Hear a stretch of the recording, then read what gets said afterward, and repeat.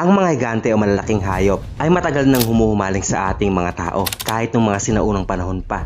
Ngayon sa modernong mundo, marami ng mga video sa internet patungkol sa mga malalaking hayop na nahuhuli nating mga tao. Maging mga pekeng video, kumakalat at nagva-viral na. Pero paminsan-minsan, ang mga higanteng hayop na ito ay tunay na nahuhuli o nabibihag ng mga tao. Mga kakaibang specimen ng mga hayop na kung saan tila ba naiiba sila sa kanilang kauri. Kadalasan naman, napupunta sa mga zoo, museo, o kaya ay binabalik din sa wild ang mga hayop na ito. Ilan sa mga hayop na makikita natin ngayon ay ang higanteng uri ng paniki, malabangka na stingray, at syempre, hindi mawawala sa listahan natin ang higanteng buhaya na nahuli dito mismo sa Pilipinas. Alam naman natin na marami talagang buhaya dito. Kaya naman, bago tayo magsimula, konting paalala na i-like ang ating video at mag-subscribe na rin kung hindi ka pa nakakapag-subscribe dahil +1 din yan. Huwag na natin patagalin pa at sisimulan na natin.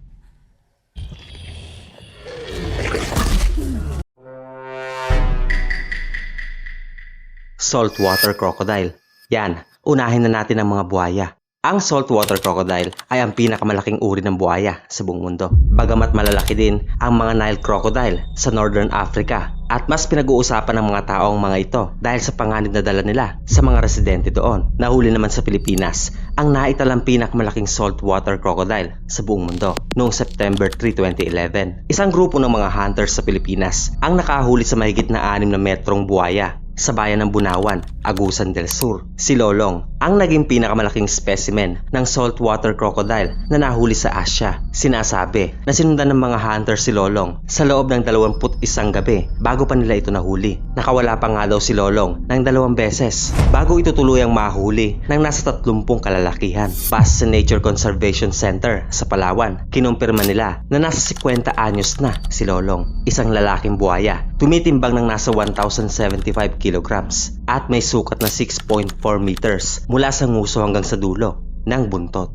June taong 2012, tinala sa Guinness Book of World Records si Lolong bilang pinakamalaking saltwater crocodile in captivity. Tinalo niya si Cassius na may hawak ng world record na ito. Yun nga lang February 10, 2013 nang bawian si Lolong ng buhay. Binalik kay Cassius ang record at ang mga labi ni Lolong ay dinisplay sa National Museum of Natural History sa Maynila.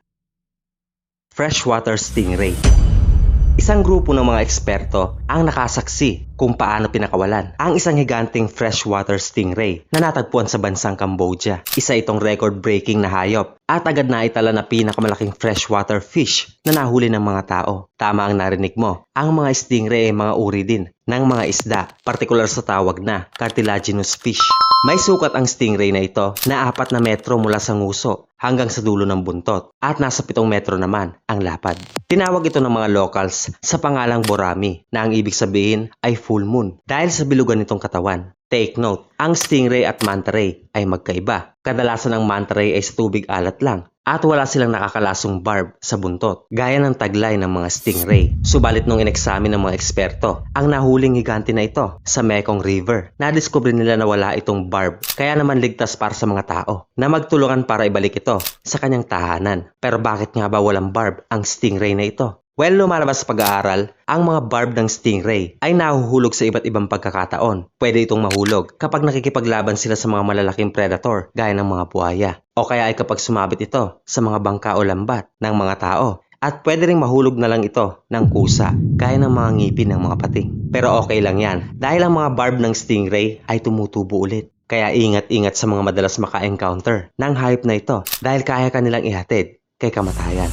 Ang stingray na ito ay tumitimbang ng nasa 300 kilograms. Dahilan kung bakit hanggang ngayon wala pang nakakatalo sa record ni Borami bilang pinakamalaking freshwater fish na nahuli ng tao.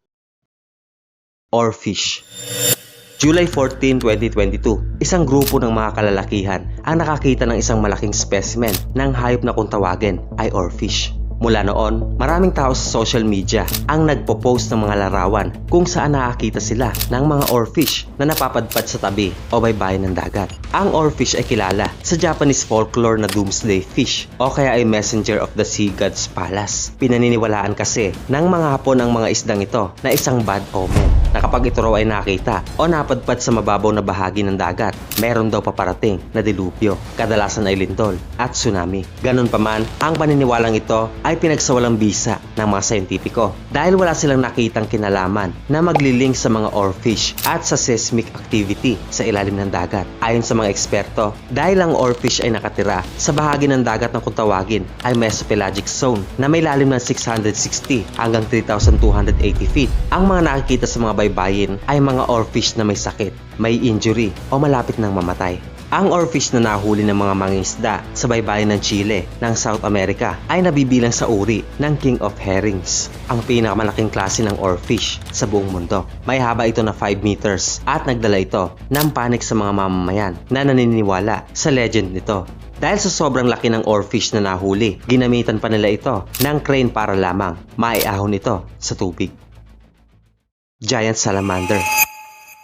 Taong 2015, isang mangingisda sa China ang nakahuli ng isang napakalaking salamander sa isang kuweba ng Chongqing, isang city sa southwest China. Ang salamander na nabanggit ay may haba na 1.4 meters at tumitimbang naman ng nasa 52 kilo. Mabuti na lamang at hindi gumana ang pagka-incheck ng nakahuli dito dahil napagpasyahan niya na hindi ito gamitin pagkain o kaya ay gawing isang traditional medicine na palaging ginagawa sa China. Para sa kaalaman, ginagawa sa China ang panghuli ng mga salamander para lamang gamitin sa medisina, pagkain at iba pa sa loob ng libu-libong taon. Ang nakahuli sa isang ito ay nakapagpasya na isurrender sa otoridad ang specimen para alagaan at magamit sa iba pang pag-aaral para makonserve ang lahing ito ng mga salamander. Nalipat sa scientific facility ang specimen na ito noong December 11 sa parehong taon. Matapos ang masusing pag-aaral, napag-alaman nila na ang higanteng butiki na ito ay nasa 200 taon na pala. Ang species na ito ay kilala sa science na Andreas davidianus at sa kasalukuyan, ito ang pinakamalaking amphibian sa buong mundo.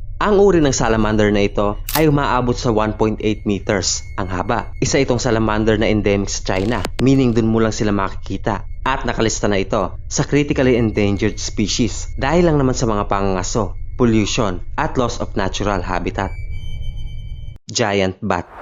Okay, balik tayo sa Pilipinas. Ang pinakamalaking uri ng paniki sa buong mundo ay matatagpuan sa rainforest at mga mountain forest ng Pilipinas. Tama ang narinig mo, sa Pilipinas. Kilala sa tawag na giant golden crowned flying fox. Ang uri ng paniking ito ay umaabot sa sukat na 1.5 meters na tumitimbang naman ng nasa 1.2 kilograms. Gaya ng ibang paniki, nocturnal din ang mga ito at kaya nitong lumipad ng malayong distansya para lamang maghanap ng makakain. Sa kasamang palad, ang mga uri ng paniking ito sa Pilipinas ay nalalagay na sa panganib dahil sa mga mangaso, pagkawala ng likas na tirahan at deforestation. Dati silang nagkalat sa buong Pilipinas, pero ngayon makikita na lamang sila sa iilang bahagi ng probinsya gaya ng Bataan, Zambales, Isabela, Camarines Sur, Albay at Sorsogon. Jimbo the Bear. Si Jimbo ay pinanganak sa Wildlife Park ng California. Yun nga lang bago pa siya lumaki. Ang park na nabanggit sa California ay biglang na-bankrupt. Pero dahil meron siyang injury sa paa at wala siyang experience sa wild para makasurvive, kinuha siya ng Orphaned Wildlife Center sa New York. Kinuha siya ng mag-asawang si Jim at Susan at sa piling nila nilaan ang sumunod na 20 years ng buhay ni Jimbo. Nag-viral si Jimbo taong 2016 dahil sa mga cute niyang video na nakikipagharutan sa tila ba ama na kumupkup sa kanya. Taong 2017, siya ang pinakamalaking oso sa center na ito. Tumitimbang ng nasa 680 kilograms at merong taas na halos 3 metro. Sa kasamaang palad, nagkaroon si Jimbo ng liver cancer. Dahilan kung bakit pumanaw ito sa edad na 24 anyos. Sa kabila ng kanyang higanteng pangangatawan, si Jimbo ay malambing at napakahilig niyang magpapet sa mga nag-alaga sa kanya. Isa lang si Jimbo sa 11 bear na inalagaan ng mag-asawa sa kanilang center sa New York. Pero masasabi natin na siya ang pinaka-special. African Tiger Fish. Si Jeremy Wade ay isang British na bida sa show na River Monster. Siyempre maraming makakilala sa kanya, lalo na yung mga may cable channel noong tayo ay bata pa. Ang ginagawa niya ay manghuli ng mga nakakatakot na isda sa mga ilog. Taong 2010, pumunta si Jeremy sa ilog ng Congo sa Africa. Dito niya balak kulihin ang legendary na kung tawagin nila ay demon fish. Mukha itong isang malaking pirana dahil sa tila ba matatalas nitong ngipin, pero ang isang ito ay kilala sa tawag na tiger fish. Mas nakakatakot pa sa pirana. Si Jeremy, na isang eksperto, ay nag-iingat ng gusto bago pa niya hawakan ang isdang ito. I mean, sino ba namang hindi matatakot o mag-iingat kung parang kutsilyo ang bawat ngipin ng isdang hinuhuli mo? May sukat ito na 1.5 meters at tumitimbang ng nasa 50 kilo, parang timbang ng isang normal na tao. Ang mga tiger fish ay isa sa mga pinakadelikado at nakakatakot na freshwater fish magpahanggang sa ngayon. Madalas silang kinukumpara sa mga pirana dahil sa ngipin nila. Kaibahan lang higante ang mga ito.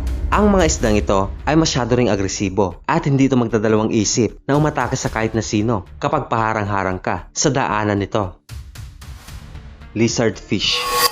Si Jack Pytel ay isang 18 anyos na estudyante sa state ng Texas. Habang siya ay nagbabalak manghuli ng mga giant catfish sa ilog, aksidente naman niyang nabingwit ang tila ba isang prehistoric na isda, isang malaking alligator gar na tumitimbang ng nasa 190 pounds. Matapos niyang mahuli ang isda na may sukat na 2.2 meters, agad niya itong tinawag sa local news outlet, alam mo na, para magpasikat. Tumawag siya ng iba pa niyang kaibigan para maiahon sa tubig ang kanyang nahuli at matapos ang halos kalahating oras na pakikipaglaban sa higanting isdang ito. Nahuli nga ni Jack ang isang napakalaking alligator gar. Ang nakakatuwa dito ay wala talaga siyang balak na manghuli ng ganitong uri ng isda, pero dahil sa pagkakataon, ito ang sumabit sa kanyang pamingwit. Pinakita naman ng news station ang larawan ni Jack habang katabi nito sa gilid ang isda. Kitang-kita sa imahe na mas malaki pa ang nahuli niyang isda kesa sa kanya. Alam ni Pytel na lumalaki ng sobra ang mga alligator gar, pero nagulat pa rin siya nang mahuli niya ang isang ito. Kadalasan naman, pinapakawalan lang ng binata ang mga nahuhuli niyang isda sa mga ilog o creek. Tanging libangan lang ang habol niya sa pamimingwit. Yun nga lang, ayon sa kanya, ang isang ito ay sobrang espesyal na tipong hindi niya ito kayang ibalik sa ilog, kundi mas gusto niya itong alagaan na lamang. Kaya naman mas pinili niya na alagaan na lamang ito. Anaconda.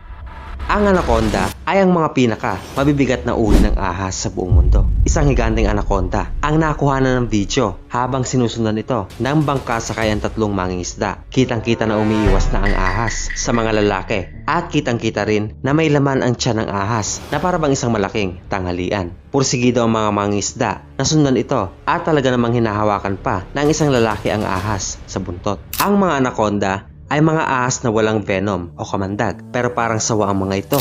Maaari silang makapatay ng tao sa pamamagitan ng constriction, isang abilidad ng mga higanteng ahas. Karamihan sa tao ay talagang iiwas kapag nakakita ng ganitong kalaking ahas sa tubig, pero parang may mga amats ang tatlong ito at talagang pinoprovoke pa nila ang anaconda. Napag-alaman ng local media ang pangalan ng tatlong lalaki sa video at nai-report ito sa otoridad. Dahil sa aksyon nila, pinagmulta sila ng environmental police ng tag $600 dahil sa kanilang careless act. Nakasuhan din sila at nakulong sa loob ng 18 months. Nilabag lang naman nila ang batas na nagbabawal sa mga tao na manghuli o manghabol ng wildlife animals nang walang lisensya. Bagamat hindi ito ang pinakamalaking ahas na nahuli ng mga tao dahil hindi naman talaga nila nahuli at hindi rin ito ang pinakamalaking ahas. Ang mga dambuhalang green anaconda ay sadyang kahangahangang hayop na para bang kailangan matik na may entry sila sa mga ganitong listahan. Kung umabot ka sa puntong ito, huwag kakalimutan mag-iwan ng like sa video at kung hindi ka pa nakakapag-subscribe